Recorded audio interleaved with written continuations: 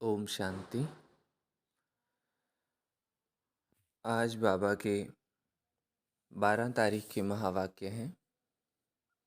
अव्यक्त मुरली है। वाणी का सार है, ब्राह्मण जन्म का आदि वरदान, स्नेह की शक्ति। ब्राह्मण जन्म का आदि वरदान, स्नेह की शक्ति। आज चारों ओर के सर्व बच्चों की स्नेह भरी स्मृतियाँ समर्थ बाप दादा के पास स्नेह के सागर समान पहुँच गई। हर एक बच्चे के दिल में दिलाराम समाया हुआ है और दिलाराम के दिल में सर्व स्नेही बच्चे समाये हुए हैं। स्नेह बहुत बड़ी शक्ति है। स्नेह की शक्ति मेहनत को सहज कर देती है। जहाँ मोहब्बत है वहाँ मेहनत नहीं होती है। मेहनत मनोरंजन बन जाती है, खेल लगता है। दूसरी पॉइंट, स्नेह की शक्ति देह और देह की दुनिया सेकंड में भुला देती है। स्नेह में जो भुलाना चाहे वो भुला सकते हैं और जो याद करना चाहे उसमें समा जाते हैं। थर्ड पॉइंट है, स्नेह की शक्ति सहज समर्पण करा देती है। चौथी बात, स्नेह की शक्ति बाबा समान बना देती है। पांचवी बात, स्नेह सदा हर समय परमात्म साथ का अनुभव कराता है।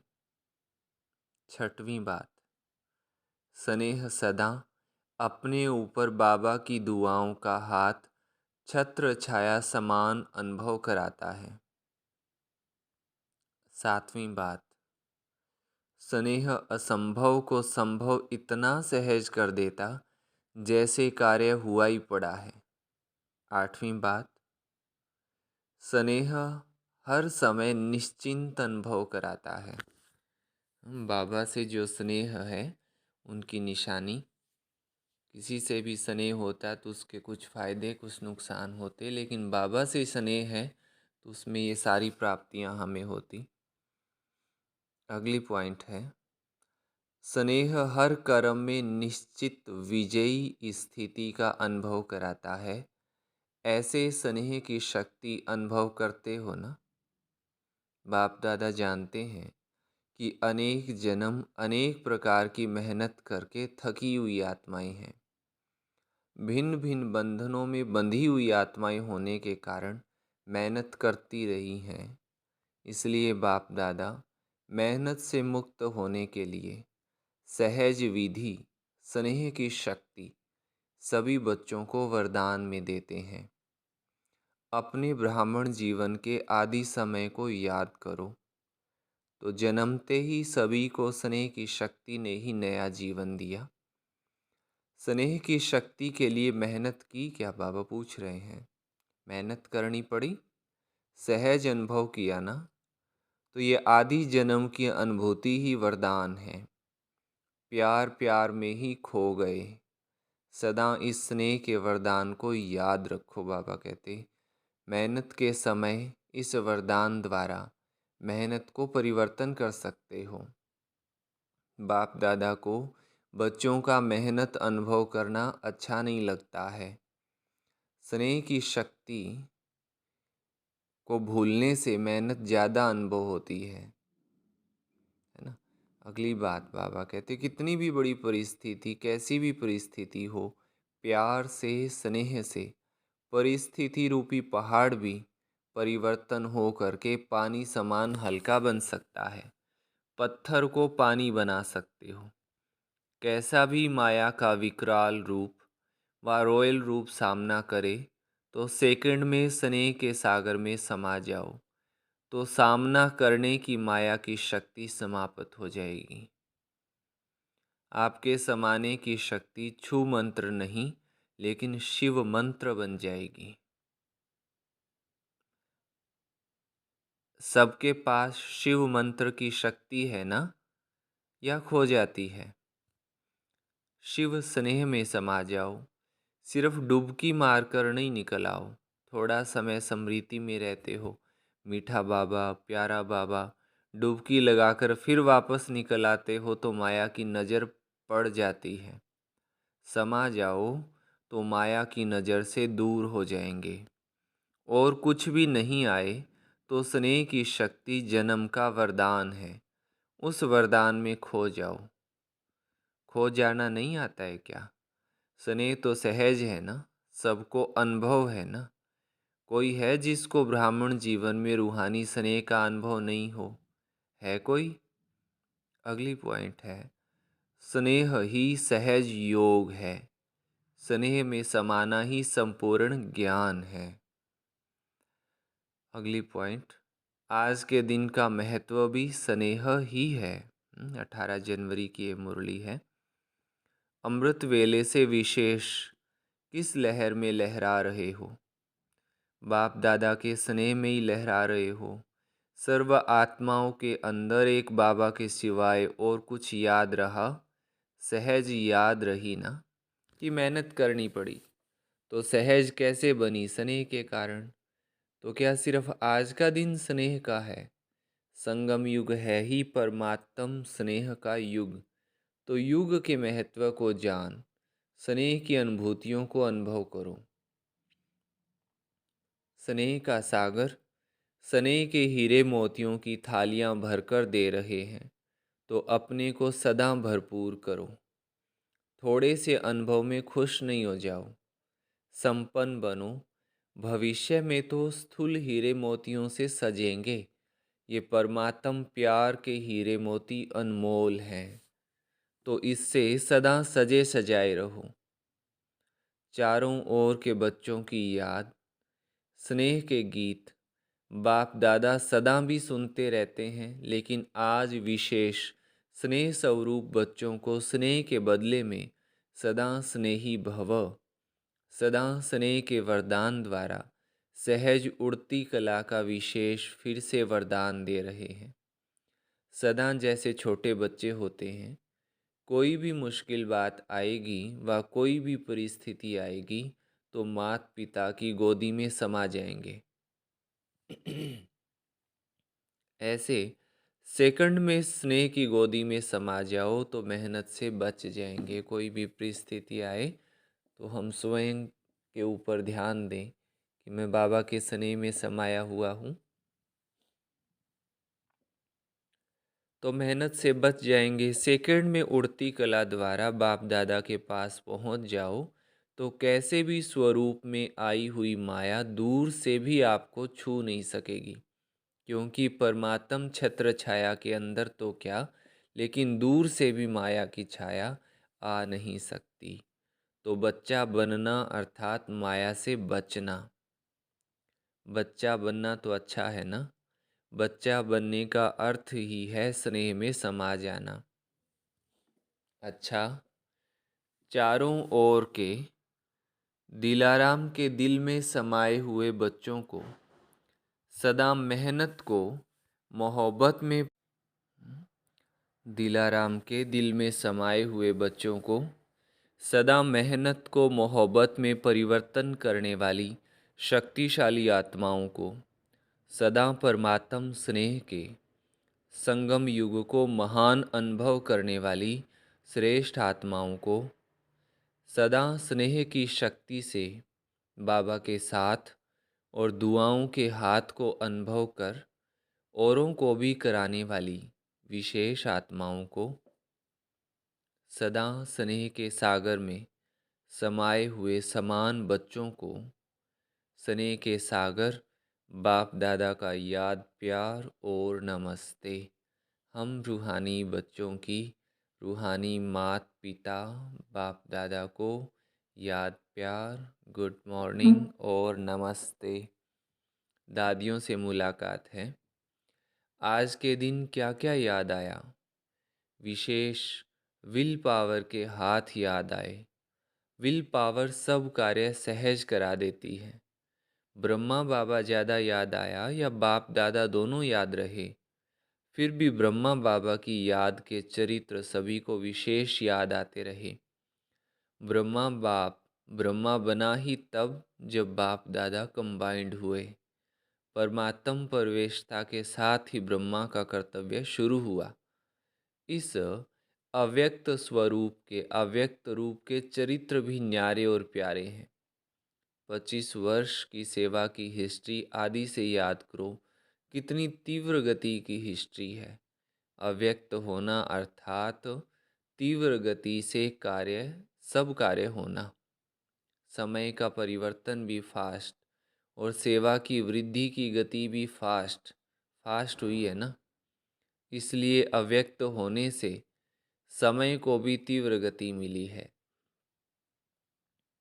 तो सेवा को भी तीव्र गति मिली है।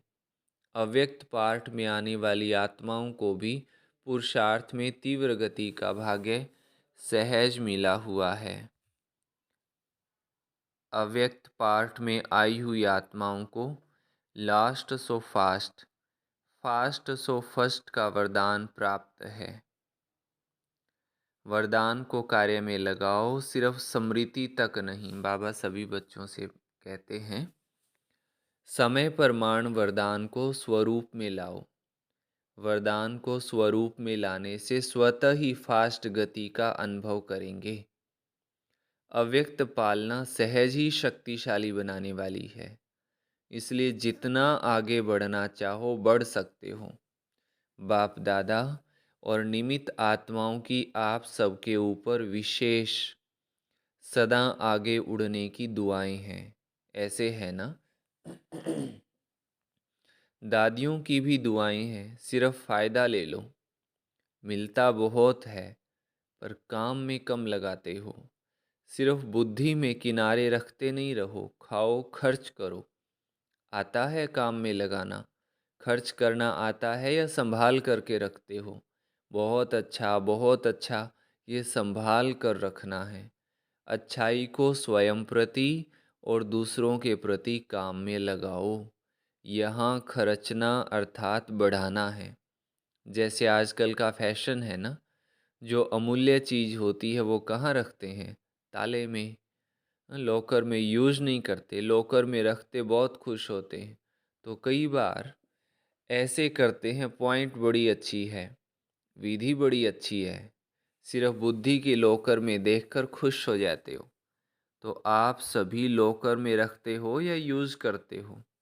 अच्छा, पांडव सेना का क्या हाल है? बाबा पूछ रहे हैं। अच्छा है, सिर्फ अच्छा अच्छा कहने वाले तो नहीं ना। ऐसी सेना तैयार हो जो सेकंड में जो ऑर्डर मिले कर ले, ऐसे तैयार हैं। शक्ति सेना तैयार है। शक्तियों की सेवा अपनी है, पांडवों की सेवा अपनी है। पांडवों के सहयोग के बिना भी शक्तियाँ नहीं चल सकती, शक्तियों के सहयोग के बिना भी पांडव नहीं चल सकते। दादी जी ने मैक्सिको की कॉन्फ्रेंस का समाचार बाबा को सुनाया। अच्छा है, साइंस वाले तो काम में लगे ही हैं। प्रयोग करने में साइंस वाले होशियार होते हैं ना।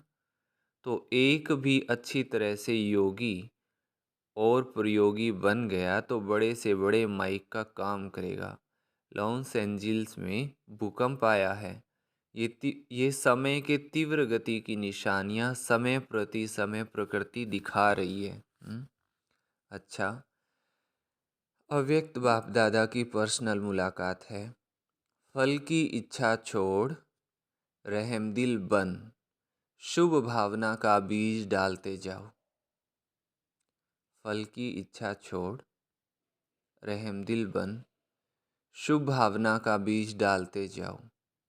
बाप दादा द्वारा सर्व बच्चों को इस संगम युग पर विशेष कौन सा खजाना मिला हुआ है? खजाने तो बहुत हैं, लेकिन विशेष खजाना खुशी का खजाना है। तो खुशी का खजाना कितना श्रेष्ठ मिला है? तो ये सदा साथ रहता है या कभी किनारे भी हो जाता है? जब अनगिनत मिलता है तो हर समय खजाने को कार्य में लगाना चाहिए ना। लोग किनारे इसलिए रखते हैं कि ज़रूरत के समय काम में आएगा, लेकिन आपके पास तो अथाह है। इस जन्म की तो बात छोड़ो, लेकिन अनेक जन्म ये खुशी का खजाना साथ रहेगा। अनगिनत है तो यूज़ करो ना। बाप दादा ने पहले भी सुनाया है कि प्राण चले जाए लेकिन खुशी नहीं जाए। इसलिए खुशी को कभी भी किनारे नहीं रखो और ही महादानी बनो, क्योंकि वर्तमान समय और कुछ भी मिल सकता है लेकिन सच्ची खुशी नहीं मिल सकती। अल्पकाल की खुशी प्राप्त करने के लिए लोग कितना समय व लोग कितना समय व धन खर्च करते हैं, फिर भी सच्ची खुशी नहीं मिलती है। तो ऐसे आवश्यकता के समय आप आत्माओं को महादानी बनना है। कैसी भी अशांत आत्मा, दुखी आत्मा हो, अगर उसको खुशी की अनुभूति करा दो तो कितना दिल से दुआएं देंगी। आप दाता के बच्चे हो तो फ्राख दिली से बांटो। बांटना तो आता है ना। हम किसके बच्चे हैं? दाता के। तो हमें बांटते जाना है खुशियाँ। तो क्यों नहीं बांटते हो? समय को देख रहे हो, दिल से रहम आना चाहिए। जो शांति दुख में भटक रहे हैं वो आपका परिवार है ना। परिवार को सहयोग दिया जाता है ना। तो वर्तमान समय महादानी बनने के लिए विशेष रहमदिल के गुण को इमर्ज करो। आपके जड़ चित्र वरदान दे रहे हैं, तो आप भी चेतन में रहमदिल बन बांटते जाओ, क्योंकि परवश आत्माएं हैं। कभी भी ये नहीं सोचो कि ये तो सुनने वाले ही नहीं है, ये तो चलने वाले ही नहीं है। नहीं, आप रहमदिल बनो, देते जाओ, है ना। गाया हुआ है कि भावना का फल मिलता है। तो चाहे आत्माओं में ज्ञान के प्रति, योग के प्रति शुभ भावना नहीं भी हो, लेकिन आपकी शुभ भावना उनको फल दे देती है। ऐसे नहीं सोचो कि इतना कुछ सेवा की लेकिन फल तो मिला ही नहीं। लेकिन फल एक जैसे नहीं होते हैं। कोई सीजन का फल होता है, कोई सदा का फल होता है। तो सीजन का फल सीजन पर ही फल देगा ना। हम्म? तो आपने शुभ भावना का बीज डाला। अगर सीजन का फल होगा तो सीजन में निकलेगा ही। वैसे भी देखो, जो खेती का काम करते हैं, तो जो सीजन पर चीज़ निकलने वाली होती है, तो ये नहीं सोचते कि 6 मास के बाद ये निकलेगा, इसलिए बीज डालो ही नहीं। तो आप भी बीज डालते चलो। समय पर सर्व आत्माओं को जगना ही है। सारी आत्माएं जागेंगी। आपकी रहम भावना, शुभ भावना फल अवश्य देगी। अगर कोई अपोजिशन भी करता है तो भी आपको अपने रहम की भावना छोड़नी नहीं है। और ही सोचो कि ये अपोजिशन या इंसल्ट, गालियाँ ये खाद का काम करेंगी। हम्म? तो खाद पड़ने से अच्छा फल निकलेगा। जितनी गालियाँ देंगे उतना आपके गुण भी गाएंगे। इसलिए हर आत्मा को दाताबन देते जाओ। अच्छा माने तो दें, नहीं ये तो लेवता हो गए। कोई हमें अच्छा अच्छा कहे तो हम उनको शुभ भावना देवें। बाबा के ये तो ठीक बात नहीं बनी ना। तो क्या करना है? लेने की इच्छा नहीं रखो कि वो अच्छा बोले, अच्छा माने तो देवे। नहीं, इसको कहा जाता है दाता के बच्चे मास्टर दाता। चाहे वृत्ति द्वारा, चाहे वाइब्रेशन द्वारा, चाहे वाणी द्वारा देते जाओ। इतने भरपूर होना, सब खजाने हैं। डबल विदेशियों को देख बाप दादा खुश होते हैं। क्यों? क्योंकि डबल पुरुषार्थ करते हैं। एक तो अपना रीति रस्म परिवर्तन करने का भी पुरुषार्थ करते हैं। बाप दादा देखते हैं कि उमंग उत्साह मेजॉरिटी में अच्छा है। अगर कभी उमंग उत्साह बीच बीच में नीचे ऊपर होता है तो आज विधि सुनाई कि समा जाओ, बाबा की स्नेह की गोदी में छिप जाओ। फिर माया आएगी ही नहीं। बाबा ने ऊपर सुनाया ना कि थोड़ा समय तो कहते हो मेरा बाबा, मीठा बाबा, प्यारा बाबा, फिर भूल जाते हो। तो ये तो ऐसे हुआ जैसे सागर में डुबकी लगाई और वापस आ गए। तो बाबा के समा क्यों नहीं जाते हैं स्नेह के सागर में, है ना। तो ये तो सहज है ना, बीज रूप होने में मेहनत है, इसमें मेहनत नहीं है। और कुछ भी नहीं आए लेकिन स्नेह में समाना तो आता है कि ये मुश्किल है, नहीं तो ये करो। अभी मुश्किल शब्द नहीं बोलना। नीचे आते हो तो छोटी सी चीज़ बड़ी लगती है, ऊपर चले जाओ तो बड़ी चीज़ भी छोटी लगेगी। फरिश्ते हो या साधारण मानव हो, बाबा पूछ रहे हैं। फरिश्ते हैं या साधारण मानव है, तो जवाब दिया कि फरिश्ता है। तो फरिश्ता कहाँ रहता है, ऊपर रहता है या नीचे रहता है? तो ऊपर। तो नीचे क्यों ठहरते हो? अच्छा लगता है? कभी कभी दिल होती है नीचे आने की? नहीं, फिर क्यों आते हो?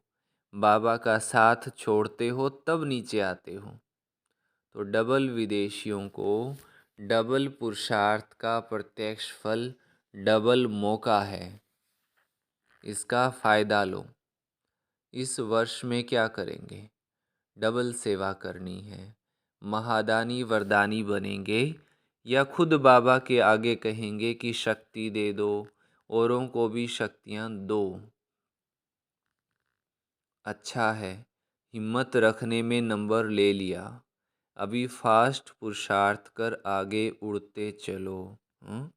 आज तक जो हुआ सो हुआ, अभी बाबा के पुरुषार्थ फास्ट करें और आगे बढ़ें।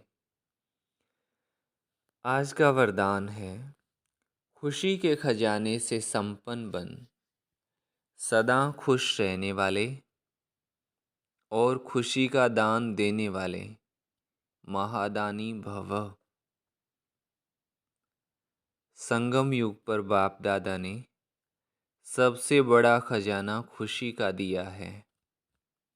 रोज अमृत वेले खुशी की एक पॉइंट सोचो और सारा दिन उसी खुशी में रहो। ऐसे खुशी में रहते दूसरों को भी खुशी का दान देते रहो। यही सबसे बड़े से बड़ा महादान है।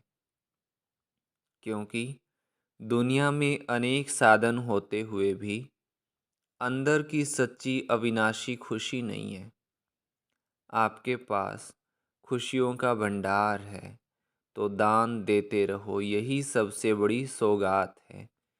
स्लोगन है, महान आत्माओं का परम कर्तव्य है उपकार, दया और क्षमा। महान आत्माओं का परम कर्तव्य है उपकार, दया और क्षमा। अच्छा, ओम शांति। ये थी बाबा की आज की मुरली। और एक विशेष बात है कि सभी कमेंट बॉक्स में ये ज़रूर लिख के बताएं कि आवाज़ सभी को ठीक से समझ में आती है, सुनाई देती है, आवाज़ क्लियर है या कुछ प्रॉब्लम है। तो वो ज़रूर नीचे कमेंट बॉक्स में लिख कर के बताएंगे। अगर ठीक आवाज़ आती है तब भी बताना, और कम आती हो तब भी बताना। तो ये ज़रूर बताना है, इसका जवाब देना है। अभी आज की मुरली के कुछ मुख्य पॉइंट रिपीट कराएंगे।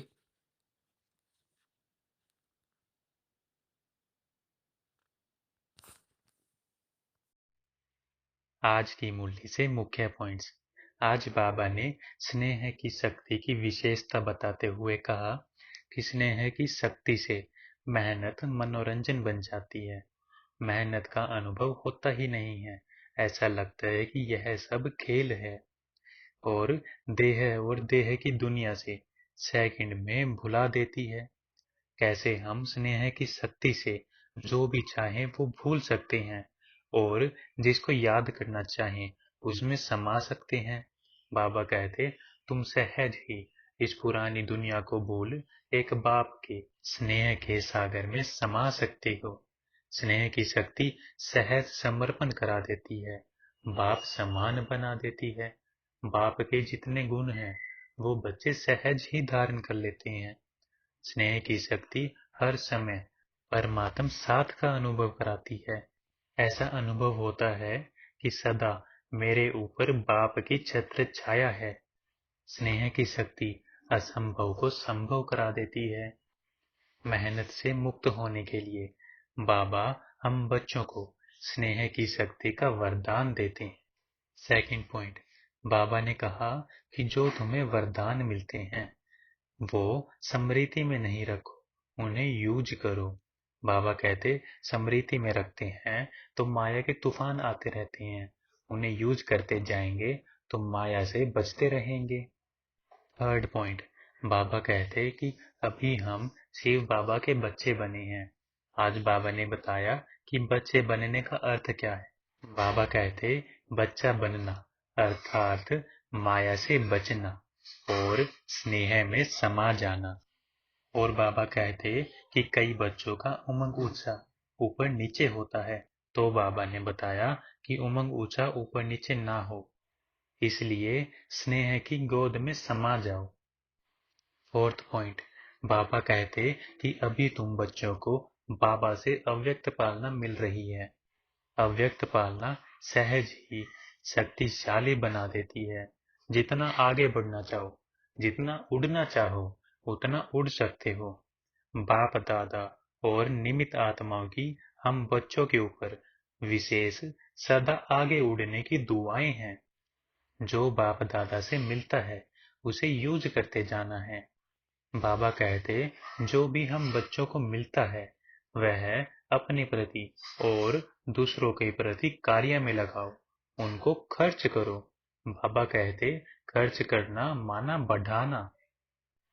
फिफ्थ पॉइंट, बाबा कहते कि संगम युग है परमात्म स्नेह का युग। तो युग के महत्व को जान स्नेह की अनुभूतियों का अनुभव करो। बाबा संगम पर बच्चों को विशेष खुशी का खजाना देते हैं और वो भी अनगिनत मिलता है। तो बाबा कहते जितना तुम यूज करना चाहो उतना यूज करो। बाबा कहते कि इसको इकट्ठा करके मत रखो। ऐसा नहीं कि हम भविष्य में यूज करेंगे। बाबा कहते नहीं, तुम्हें तो अनगिनत मिलता है, जितना यूज करना चाहो उतना यूज करो। फिर बाबा कहते महादानी बन, औरों को भी खुशी का खजाना देना है। इसमें बाबा कहते विशेष रहम दिल का गुण चाहिए। ये नहीं सोचना कि अगले वाला क्या सोचेगा, क्या बोलेगा, चलेगा या नहीं। बाबा कहते नहीं, तुम्हें तो महादानी रहम दिल बन देते जाना है। चाहे वृत्ति द्वारा, चाहे वाइब्रेशन द्वारा, चाहे वाणी द्वारा देते जाना है। आज का वरदान, खुशी के खजाने से संपन्न बन, सदा खुश रहने वाले और खुशी का दान देने वाले महादानी भव। आज का स्लोगन, महान आत्माओं का परम कर्तव्य है उपकार, दया और क्षमा। अच्छा, ओम शांति।